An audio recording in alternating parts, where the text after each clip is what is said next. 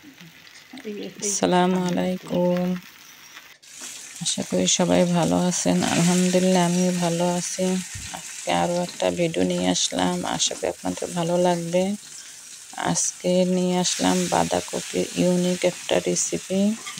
এটা কিন্তু স্বাস্থ্যের জন্য অনেক ভালো, যারা মোটা কমাতে চান তাদের জন্য অনেক উপকারী একটা ভিডিও। তো দেখতে থাকুন।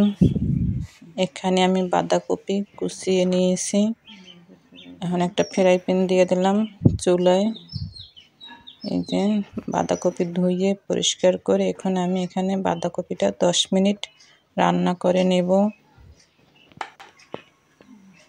সামান্য একটু লবণ দিয়ে দেব, এটা কিন্তু অনেক কমে যাবে।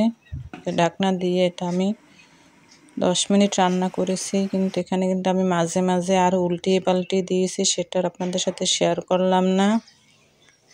এই যে দেখুন অনেক পানি আছে, পানিটা শুকিয়ে নেব। এখানে আমি কিছুটা গাজর কুচি দিয়ে দিলাম, পেঁয়াজের কলি। এটা খেতে কিন্তু খুবই মজাদার এবং খুবই হেলদি। যারা প্রতিদিন পরোটা খেতে পছন্দ করেন না, ভিন্নতা একটু নাস্তা তৈরি করতে পছন্দ করেন, তাদের জন্য কিন্তু একটা ভালো নাস্তা। এটা কিন্তু সকালে কিংবা বিকেলে খেতে পারবেন। এই যে আমি এটাকে ঠান্ডা করে নিয়েছি, উঠিয়ে নিলাম। এখন এখানে আমি 4টা ডিম নিয়েছি। 4টা ডিমের সাদা অংশ আমি এখানে দিয়ে দেব, আর কুসুমটা রেখে দেব, পরে আমি ইউজ করব। এখন পর্যন্ত যে আপুরা আছেন প্লিজ ফুল ওয়াচ করবেন এবং লাইক দিবেন। এই যে আমি 4টা ডিম ভেঙে দিয়েছি, শুধু সাদা অংশ। এখন আমি হালকা লবণ দিলাম, কিছুটা কাঁচামরিচ, ব্ল্যাক পেপার, তারপর 1 চামচ আটা দিয়ে দিলাম। এটা বার্নিংয়ের কাজ করবে।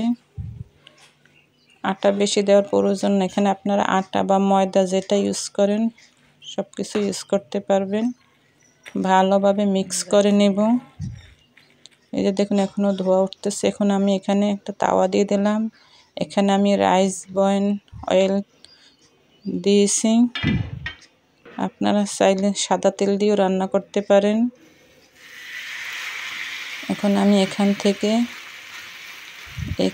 2 চামচ পরিমাণে দিয়ে দিলাম।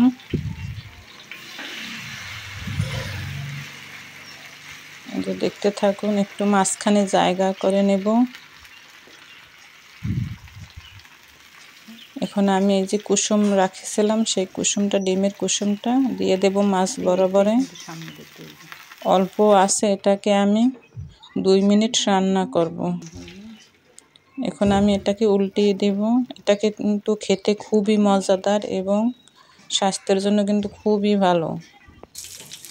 ওজন কমাতে কিন্তু অনেক সাহায্য করে। এটা কিন্তু বাইরের মানুষ কিন্তু বেশি খায়।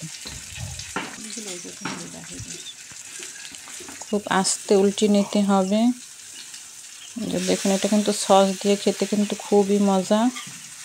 বাসায় একবার ট্রাই করে দেখবেন। এখন আমি আবার 2 মিনিট রান্না করব। এই যে আমার তৈরি হয়ে গেল বাঁধাকপির ইউনিক নাস্তা। এটা কিন্তু গরম গরম খেতে কিন্তু খুবই মজাদার। এইভাবে আমি 4টা করে নিয়েছি। এটা কিন্তু খেতে খুবই মজা। বাসায় একবার ট্রাই করে দেখবেন এবং ফুল ওয়াচ করবেন, লাইক দিবেন।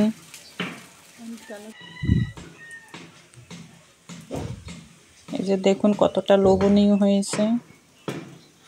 এটা দেখতে যেমন সুন্দর তেমনি কিন্তু হেলদি। সবাইকে